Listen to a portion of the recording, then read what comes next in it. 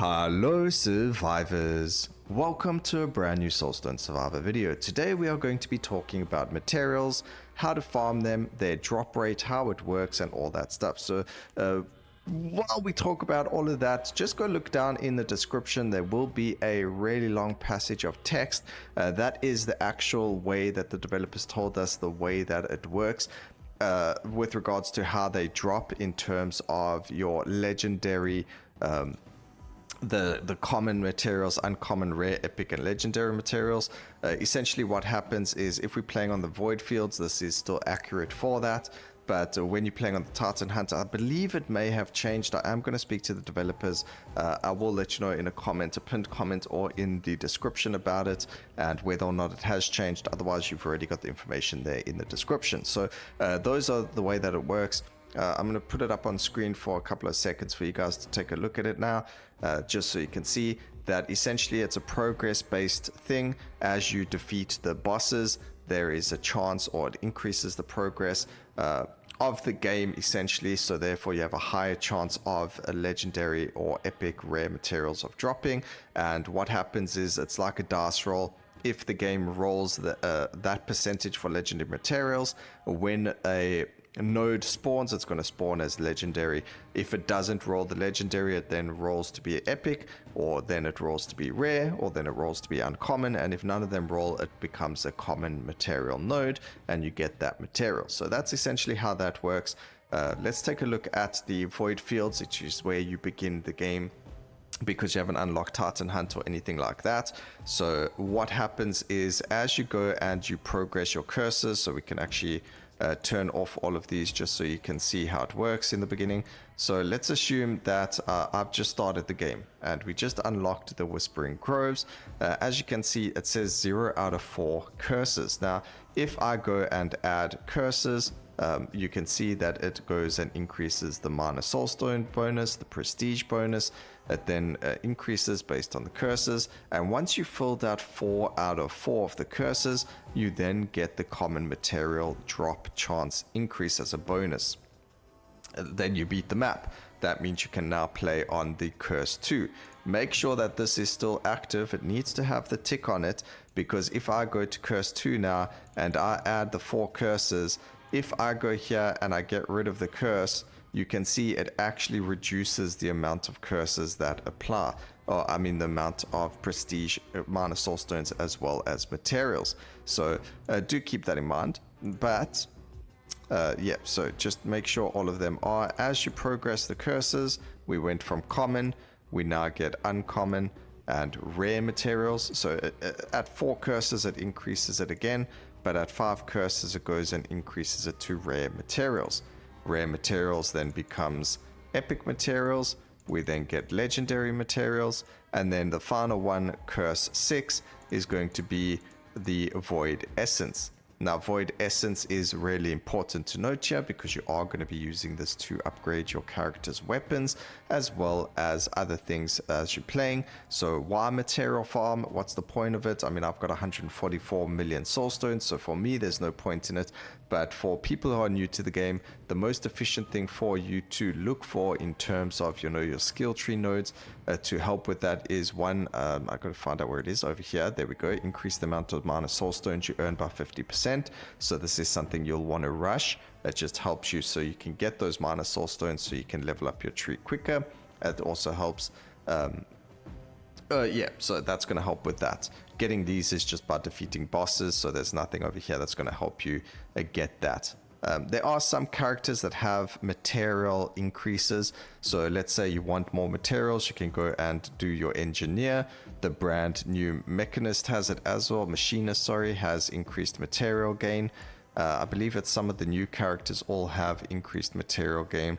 There we go. We've got it from the cursed captain as well, and I believe that was it. It's only those 3 characters that increase it that are new.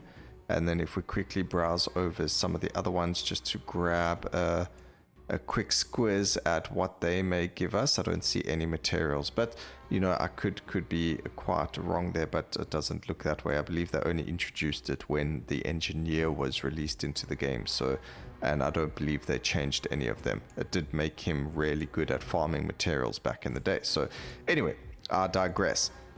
Engineer, machinist, and cursed captain, you want to try and get them leveled up so you can get those nodes. So regardless of who you use, you've still got that 30% increased amount of minerals you collect. So that's going to be really, really strong for your characters and for completing your tree and everything like that. The next thing you're going to want to do is look at the materials and the way that it works or interacts with your runes. So over here I've got a shaman. The shaman has in this build material harvest, efficiency extraction. Both of these are really good for minerals as well as material collection. So material harvest, you collect a major soulstone. The major soulstones are these big crystals over here that drop by the bosses. So every time you defeat a boss, included in Titan Hunt, when you open up, it's going to give you random minerals and gems according to the minerals available in the map that you're currently on.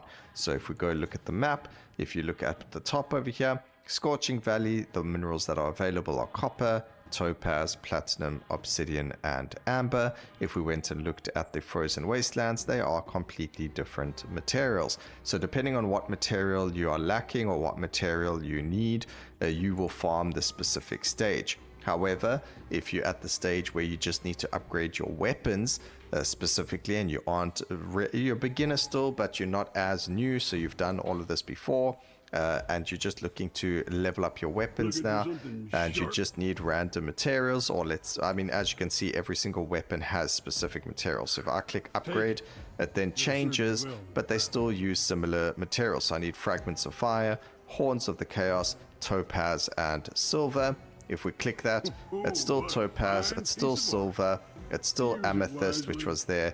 And then if we keep going, it's still going to be horn of chaos, the fragments of fire, amethyst, topaz. So it's the same materials for the same weapon over and over again, essentially. Sometimes it adds one random one. So if you're looking to level up a specific weapon, then you can go and look at the required materials.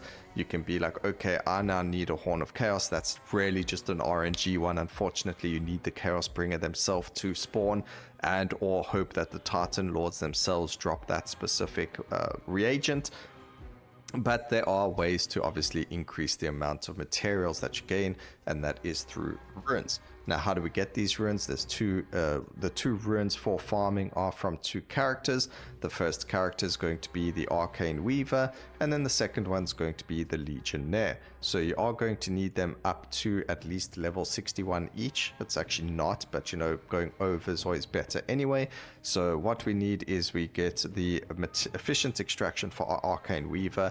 The actual level you need if you want to be like the most efficient person possible is level 41. Once you're at level 41 and you've put in all the nodes over here, it will unlock this one, and then the 41th level will be the one level to unlock the rune. For the Legionnaire, you're going to need 61 levels, and that's going to unlock material harvest for you over there. So 61 on Legionnaire, 41 on the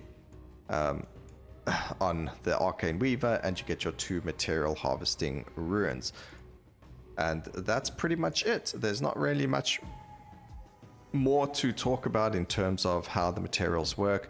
Again, on the screen we put the way that they are downloaded, or the way that the game actually works out which material to spawn for you. Again, I am going to speak to the developers and find out if Titan Hunt is any more random, or if there's a specific way to farm a specific rune, like to do the different Titans. Okay, wait, they do actually. So I do know that about them. So if we go into the Titan Hunt over here, so let's just go into it so I can show you. If again you'd want to play Titan Hunt, which is the new best way to farm materials, you can actually see that each one of them have different materials for them. So it looks like the legendaries and that aren't that different. So amethyst, aquamarine is going to be those bosses, but it actually looks like it changes.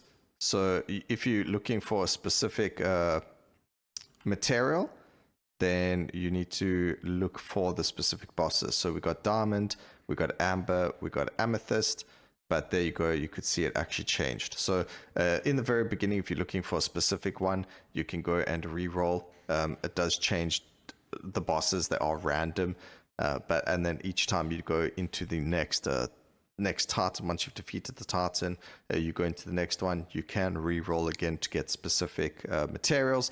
Myself, I'm not really looking for anything specific, so that's going to not really matter. For me, it's more about what I can get from the bosses in terms of passives.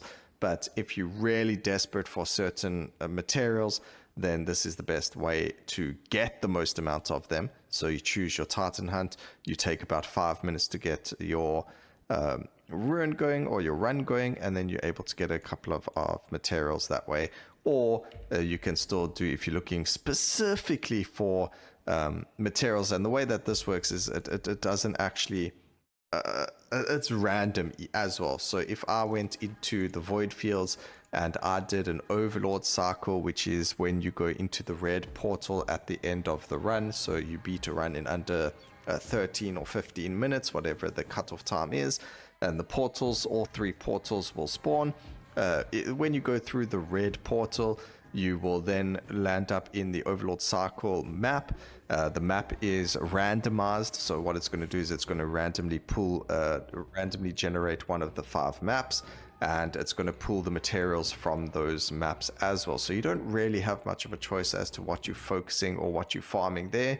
Generally, I've found the first map that you actually do this on is the map that you're going to land up getting the most materials for. So still, if you're looking for, like, let's say amethyst, the best way to do it is to farm the Whispering Grove first, and then when you go onto the Overlord Cycles, for some reason, and I might just be RNG, I might just have really good luck, but when I used to farm for this, I found that when I started Whispering Grove, I actually landed up getting quite a few materials from the Whispering Grove, even in the Overlord Cycle. So it could have just been RNG for me, but yeah, it's randomized. So you get a random map every time you go through the red portal. Even though the map doesn't change, the materials are randomized for that. Titan Hunt, at least when you click on the Titan, you know exactly which materials are going to spawn when. So if you're looking for this, you go, you quickly do the Titan. If you find a Titan that you want without re-rolling or with re-rolling that has the materials that you're looking for, that's obviously a little bit more possible to be like, oh, okay, now Misa Het has amber, I need amber, let's go do Misa Het. I needed to do Misa Het anyway because I wanted the exposed on hit, the form on hit, or whatever the case may have been on hit. So you know, as just in terms of more materials and it being more available to you as a freedom of selection in terms of, okay, I need this, let me do this. Titan Hunt is better. And then just in general with the resource drop rates, so you actually get far more reagents out of Titan Hunt than you do out of any other way in the map. So if you want to just farm the void essences, Titan Hunt is the greatest place to do that. You get a whack ton from them, from the corrupted void hunters, from the void king, from the titans themselves, as well as from doing the objectives where you land up fighting the lords of the void as well, and they drop their crystals. So you can get a whole lot of void essence, you can get a whole lot of materials, you get a whack ton of common, uncommon from the Titan Hunt, and I have compared like a 20-minute Titan Hunt versus a 20-minute Void Fields, and the difference is actually disgusting. So if you guys want to farm Titan Hunt, if possible, just make sure it's on +0 on the sigil of the Void for the most amount of Void Essence and Legendary materials. But let me know what you guys think about the video. If there's anything else that I maybe missed or didn't cover, you can let me know. Please remember to like, comment, and subscribe for more videos like this in the future. And always remember, keep safe, survivors. Until next time, cheers.